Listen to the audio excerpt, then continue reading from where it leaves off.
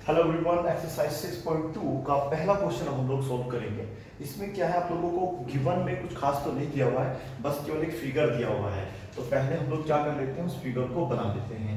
ये एक आपकी स्ट्रेट लाइन है और ये भी क्या आपकी एक स्ट्रेट लाइन है, ठीक है। यदि इन दोनों के बीच का गैप बराबर है तो वो पैरेलल हो जाएंगे, लेकिन क्वेश्चन में ऐसा गिवन नहीं है, तो आप लोगों को ध्यानपूर्वक सॉल्व करना होगा ये, ठीक है। और ये क्या हो जाएगा, इसका एक ट्रांसवर्सल हो जाएगा। क्या हो जाएगा बेटा, ट्रांसवर्सल हो जाएगा। Very good. इसका नाम है ए बी, इसको ए बी के नाम से जाना गया है। इसका नाम उसने सी डी दिया है, इसको उसने कुछ नहीं बोला, कोई दिक्कत नहीं है। यहाँ पर ये वाला जो एंगल है 50 दिया हुआ है और ये एंगल कितना है बेटा, x डिग्री दिया हुआ है, ठीक है। पिछली जो वीडियो हमने आपको मतलब समझाई थी 6.1 में जब सवाल सोल्व किए थे, तो वहां पर हमने आपको बताया था कि ये एक लाइन स्ट्रेट है और अगर हम ऐसे कोई भी यहाँ पर लाइन डालते हैं इसके ऊपर, ये लीनियर पेयर ऑफ एंगल बन जाता है, टोटल हो जाता है 180 डिग्री, ठीक है बेटा। तो सेम यहाँ पर देखिएगा, ये भी तो बेटा एक आपकी लाइन है, बिल्कुल स्ट्रेट है ना बेटा। हो सकता है मैंने टेढ़ी की, लेकिन बुक में आप देखिएगा बिल्कुल स्ट्रेट खींची हुई है और ये इसके ऊपर आ जाएगी एक रे। तो ये यहाँ से लेके यहाँ तक क्या बन जाएगा, लीनियर पेयर ऑफ एंगल बन जाएगा, ठीक है। लीनियर होने के लिए जरूरी नहीं है कि दो पैरेलल लाइनें होनी चाहिए। लीनियर के लिए आपको बस क्या, एक स्ट्रेट लाइन चाहिए, उसके ऊपर एक रे या कोई भी लाइन हो, ठीक है बेटा। तो वहां पर आपका क्या बन जाता है, लीनियर पेयर ऑफ एंगल बन जाता है।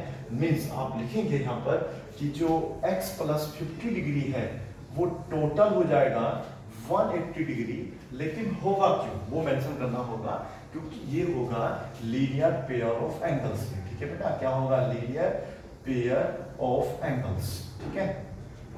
जब तक ये दोनों लाइनें आपस में बराबर नहीं होगी, हम ना तो प्रयोग कर सकते हैं कॉरस्पॉन्डिंग एंगल्स का, है ना बेटा, याद होगा आप लोगों को। कॉरस्पॉन्डिंग एंगल्स हम तभी यूज कर सकते हैं जब हमारी ये दो लाइनें आपस में क्या हो, पैरेलल हो। वो नहीं है तो कोई दिक्कत नहीं। अल्टरनेटिव का प्रयोग नहीं कर सकते, वर्टिकली अपोजिट एंगल का प्रयोग नहीं कर सकते, तब तक कि ये दोनों लाइनें आपकी क्या नहीं मिल जाएंगी बेटा, पैरेलल नहीं मिल जाएगी। वैसे वर्टिकल तो खैर यूज कर सकते हैं, हमने आपस में जब कट जाती है तो वहाँ पे जो है यूज कर लेते हैं वर्टिकली अपोजिट एंगल, लेकिन हम यूज नहीं कर पाएंगे कॉरस्पॉन्डिंग एंगल्स और अल्टरनेटिव एंगल। याद रखना है, ये तभी यूज होगा जब ये दोनों लाइन आपस में क्या हो, पैरेलल आपको गिवन हो। लेकिन ऐसा कुछ भी गिवन नहीं है, फिगर दिया हुआ है और बोला गया है कि एक्स वाई वैल्यू निकालिएगा, और जब आप एक्स वाई वैल्यू निकालेंगे तो तब ये प्रूफ करना है कि ए भी जो है वो सी डी के पैरेलल है, ठीक है। और पैरेलल करने के लिए ध्यान रखना है, या तो कॉरस्पॉन्डिंग बराबर दिखाना पड़ेंगे या फिर हमें अल्टरनेटिव एंगल बराबर दिखाने होंगे, अन्यथा बराबर पैरेलल नहीं होगा, ठीक है। एक और हो सकता है कोइंटीग्रल एंगल्स। क्या हो सकता है बेटा, ये मैं आपको बता रहा हूं कि हम कब दो लाइनों को पैरेलल समझ सकते हैं, जब कोइंटीग्रल एंगल दोनों मिलकर 180 बन रहे हो तब, या फिर अल्टरनेटिव एंगल बराबर आ रहे हो, ठीक है, और या कॉरस्पॉन्डिंग एंगल वहां पे बन रहे हो, तभी ऐसा होगा, अन्यथा ऐसा नहीं होगा। तो फिलहाल हम यहाँ पे x की वैल्यू निकाल पा रहे हैं, इधर इधर चला जाएगा तो x की वैल्यू हो जाएगी 180 माइनस 50 डिग्री। ये तो बिल्कुल बच्चों वाला सवाल है, इसे आप सिंपली सॉल्व कर सकते थे।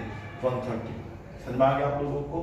तो ये वैल्यू जो है 130 डिग्री आ गई। अभी फिगर मैंने कंप्लीट नहीं बनाया है, एक यहाँ पर दिया हुआ है y और यहाँ पर दिया हुआ है 130, ठीक है। जब दो लाइनें एक दूसरे को काटती हैं तो वहां पर क्या बन जाता है, वो वर्टिकली अपोजिट एंगल बन जाता है। मींस y जो होगा किसके बराबर होगा, 130 के बराबर होगा।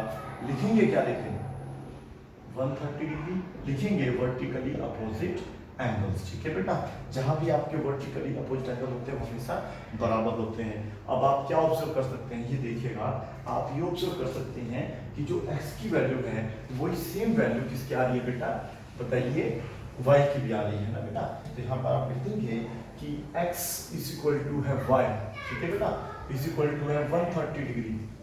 इसलिए आप लिखेंगे, क्योंकि ये देखो, अब आप दिमाग से लगाइएगा, एक्स वाई क्या है, ये है अल्टरनेटिव एंगल्स। यहाँ पे आप लिख सकते हैं अल्टरनेटिव इंटीरियर एंगल्स। तो ये है आपके अल्टरनेटिव इंटीरियर एंगल्स। इस वजह से आपकी जो, इसलिए यहाँ पर हम लिख देंगे दैट्स व्हाई ए बी जो होगा पैरेलल होगा किसके बेटा, सी डी के।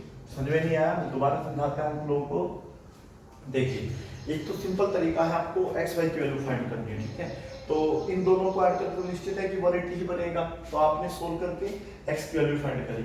नंबर 2, आमने सामने, देखो इसकी लिए कोई जरूरत नहीं, जब भी दो लाइनें आपस में एक दूसरे को इंटरसेक्ट करते हैं किसी भी पॉइंट पर, वहां पर आपके क्या बन जाते हैं, वर्टिकली अपोजिट एंगल बन जाते हैं, जो कि हमेशा बराबर होते हैं। तो y इक्वल टू कितना आ जाएगा, 130।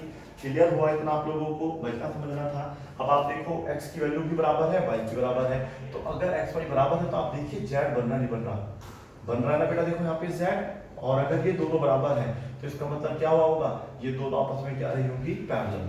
जब पैरेलल होती हैं तभी अल्टरनेटिव एंगल बराबर होते हैं, अन्यथा वो कभी बराबर नहीं होते हैं, इसलिए ए बी पैरेलल होगा सी डी के। ठीक है, इसको अब आप नोट कर लीजिएगा। अब क्वेश्चन नंबर 2 सोल्व करेंगे।